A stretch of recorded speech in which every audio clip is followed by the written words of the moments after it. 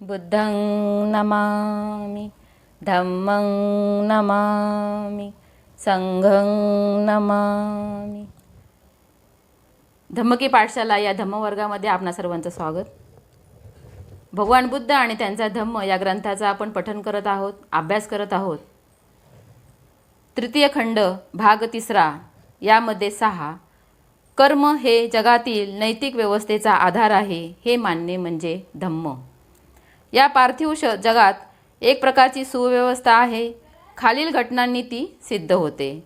आकाशातील ग्रहगोलांच्या चलनवलनात गतीत एक प्रकारची सुव्यवस्था आहे। ऋतुचक्रामध्येही सुव्यवस्था आहे। काही विशिष्ट व्यवस्थेनुसारच बीजांचे वृक्ष होतात, वृक्षांपासून फळ उत्पन्न होते आणि फळांपासून परत बीज निर्माण होते। आकाशामध्ये ज्याप्रमाणे ग्रहांचे चलनवलन आहे त्याच्यामध्ये एक सुव्यवस्था आहे, नियम आहे। त्याच प्रकारचा नियम ऋतुचक्रामध्ये सुद्धा आहे। आणि फळांमध्ये जे बीज तयार होते, बीजापासून पुन्हा फळ तयार होते। बौद्ध परिभाषेत या व्यवस्थेला नियम म्हणतात। एकामागून एक सुव्यवस्थित निर्मिती दर्शविणाऱ्या नियमांना ऋतुनियम, बीजनियम असे संबोधितात। समाजामध्येही याच प्रकारचा नैतिक क्रम आहे। तो कसा उत्पन्न होतो, कसा राखला जातो। ज्याप्रमाणे ऋतुचक्रांमध्ये नियम आहे त्याचप्रमाणे समाजामध्ये सुद्धा हा नियम आहे। जे ईश्वराच्या अस्तित्वावर विश्वास ठेवतात त्यांना या प्रश्नाचे उत्तर देणे कठीण नाही। त्याचे उत्तर सरळ आहे। ते म्हणतात, संसाराचा नैतिक क्रम हा ईश्वराच्या इच्छेचा परिणाम आहे। ईश्वराने संसार निर्माण केला आणि ईश्वर हाच या संसाराचा कर्ता धर्ता आहे। तोच भौतिक आणि नैतिक नियमांचा कर्ता आहे। समाजामध्ये एक नैतिक क्रम आहे आणि तो म्हणजे ईश्वरानेच जग निर्माण केले आहे आणि त्याच्याप्रमाणेच जग जे आहे ते चालू आहे। संसाराचा कर्ता धर्ता हा ईश्वर आहे। त्यांच्यामध्ये नैतिक नियम माणसाच्या भल्यासाठी असतात, कारण ते ईश्वरी आज्ञे स्वरूप आहेत। आपल्या निर्मात्या ईश्वराची आज्ञा पाळणे त्यांना क्रमप्राप्त आहे आणि ईश्वराच्या आज्ञेच्या परिपालनाने हा नैतिक क्रम चालू राहतो। ईश्वराचाच कर्ता आहे, त्यामुळे ईश्वराचीच आपण आज्ञा पाळणे हे त्यांना क्रमप्राप्त वाटते। जे नैतिक व्यवस्था ही ईश्वरी इच्छेचा परिणाम आहे असे मानतात त्यांचे विचार वरीलप्रमाणे असतात। ही व्याख्या मुळीच समाधानकारक नाही, कारण ईश्वर हा नैतिक नियमांचा जनक असेल, ह्या नैतिक नियमांचा आरंभ आणि अंत तोच असेल आणि माणसाला ईश्वराची आज्ञा पाळण्यापासून सुटका नसेल तर ह्या संसारात इतकी नैतिक अव्यवस्था का आढळते। जर ईश्वरच करता धर्ता असेल तर मग सगळीकडे सारख्याच प्रमाणची व्यवस्था का नाही। ह्या ईश्वरी नियमाच्या मागे असा कोणता अधिकार आहे, ईश्वरी नियमांच्या व्यक्तीवर काय अधिकार आहे, हे संयुक्तिक प्रश्न आहेत। परंतु जे लोक नैतिक व्यवस्था ही ईश्वरी इच्छेचा परिणाम आहे असे मानतात त्यांच्याजवळ या प्रश्नांना उत्तर नाही। ही अडचण दूर करण्यासाठी हा सिद्धांत थोडा बदलला गेला आहे। असे म्हटले जाते की परमेश्वराच्या आज्ञेनेच सृष्टी निर्माण झाली। हेही सत्य आहे की ह्या सर्व विश्वाने परमेश्वराच्या इच्छेप्रमाणे व मार्गदर्शनाप्रमाणेच आपल्या कार्यास आरंभ केला। हेही खरे आहे की त्याने या सर्व विश्वाला एकदाच कायमची गती शक्ती दिली आणि तीच त्या विश्वाच्या सर्व क्रियाशीलतेचे मूळ आहे। परंतु या उपरांत ईश्वराने सृष्टीला प्रारंभी जे नियम घालून दिले आहेत त्या नियमानुसार कार्य करण्याचे स्वातंत्र्य बहाल केले आहे। म्हणूनच नैतिक व्यवस्था ईश्वरी इच्छेनुसार घडत नसेल तर तो दोष सृष्टीचा म्हणजे प्रकृतीचा आहे, ईश्वराचा नाही। सिद्धांतात असा बदल करूनही वरील अडचण सोडविली जात नाही। या सिद्धांतातील बदलामुळे ईश्वरावर जबाबदारी फक्त पडत नाही, परंतु प्रश्न उरतोच की ईश्वराने आपल्या नियमाचे परिपालन करण्याचे सृष्टीवर का सोपविले। आपल्या गैरहजेरीत ईश्वराचा उपयोग काय। अशा ज्या प्रकारचे चुकीचे निसर्गाच्यामुळे घटना घडतात त्या मात्र निसर्गावर सोपविल्या जातात, त्या ईश्वरावर सोपविल्या जात नाहीत। सृष्टीत नैतिक क्रम कसा राखला जातो या प्रश्नाला भगवान बुद्धांनी दिलेले उत्तर अगदी भिन्न आहे। तथागतांनी जो नियम आहे, निसर्गाचा जो नियम आहे तो कशा प्रकारचा आहे हे तथागत पुढील प्रमाणे सांगतात. तथागतांचे उत्तर सोपे आहे. ते असे: नैतिक व्यवस्था ही ईश्वर सांभाळीत नसून ती कम्म म्हणजे कर्म नियमाप्रमाणे सांभाळली जाते. तथागत जे नैतिक व्यवस्था आहे समाजातील तो कम्म या नियमाप्रमाणे सांभाळली जाते असे सांगतात. सृष्टीची नैतिक व्यवस्था चांगली असेल अथवा वाईट असेल, परंतु भगवान बुद्धाच्या मते ती माणसावर सोपविलेले आहे, इतर कोणावरही नाही. जी नैतिक व्यवस्था आहे समाजामधील ती माणसामुळे घडत असते. कम्म म्हणजे कर्म म्हणजे मनुष्याकडून केले जाते ते कार्य आणि विपाक म्हणजे त्याचा परिणाम. जर नैतिक व्यवस्था वाईट असेल तर त्याचे कारण मनुष्य अकुशल कम्म करतो हे आहे. जर नैतिक व्यवस्थेचा मनुष्यावर जर सोपवले असेल तर मनुष्याचे जे कर्म आहे, जे ते अकुशल कर्म आहे, त्याचा परिणाम हा अकुशल होतो. नैतिक व्यवस्था चांगली असेल तर त्याचा अर्थ इतकाच की मनुष्य कुशल कर्म करीत आहे.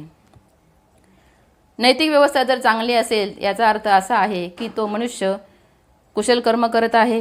भगवान बुद्ध केवळ कर्मासंबंधीच बोलत नाहीत, तर ते ज्यांना कम्म नियम म्हणून ओळखतात त्या कम्माच्या नियमांचेही विवेचन करतात.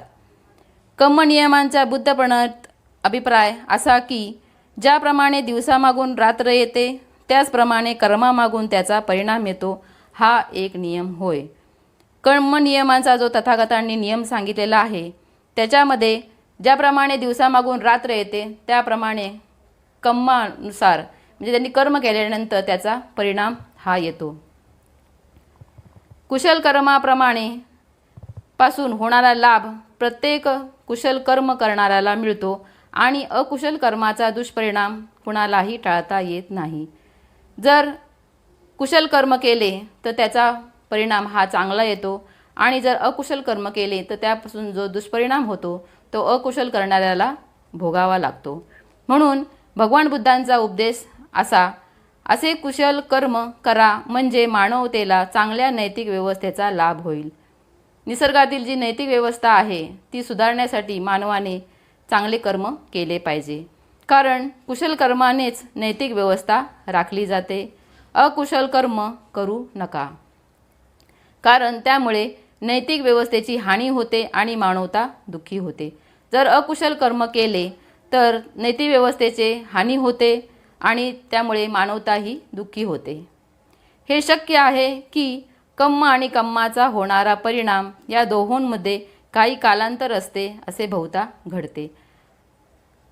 कर्म आणि त्याच्यापासून जो होणारा परिणाम आहे याच्यामध्ये काही काळ असतो. या दृष्टीने कम्माचे 3 विभाग करता येतात. दिट्ट धम्म वेदनीय कम्म म्हणजे तात्काळ फळ देणारे कम्म. उपपज्य वेदनीय कम्म ज्याचा परिणाम फार कालांतराने होतो ते धम्म. अपरापरीय वेदनीय कम्म म्हणजे अनिश्चित काळाने फळ देणारे कम्म. अशा प्रकारे कम्म आणि त्याचा विपाक हे 3 प्रकारे या ठिकाणी सांगितलेले आहेत. कम्म हे कधीकधी अहोसी कम्म होऊ शकते, म्हणजे त्याचा काहीच परिणाम होत नाही. अहोसी कम्मामध्ये ज्या कम्मांचा त्यांच्या अंगच्या दुर्बलतेमुळे विपाक अथवा परिणाम होत नाही किंवा जी कम्मे अन्य सबळ कम्मामुळे बाद होतात त्याचा समावेश होतो. अहोसी कम्म जे आहे की त्याचा परिणाम कधीकधी होतच नाही.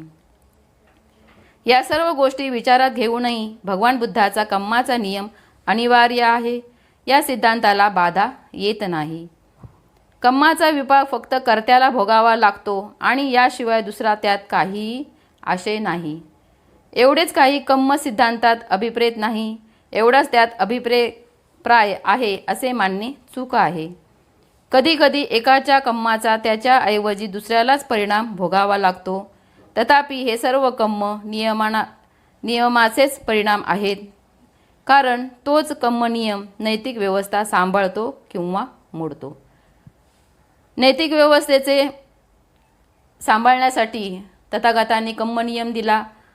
कम्म आणि त्याचा विपाक एवढेच सांगून ते थांबत नाहीत, तर कम्म केल्यानंतर त्याचा परिणाम ज्याच्यासोबत जे आहेत इतरांच्या सोबत त्याच्यावर परिणाम होतो. व्यक्ती येतात जातात, पण विश्वाची नैतिक व्यवस्था कायम राहते आणि त्याचप्रमाणे ही व्यवस्था बनविणारा कम्मनियमही अप्रतिहत राहतो. कम्मनियम जो आहे तो माणसावर आहे. व्यक्ती हे येतात जातात, पण विश्वाची जी नैतिक व्यवस्था आहे ती कायम आहे. त्याचप्रमाणे तथागतांचा कम्मनियमसुद्धा कायम आहे.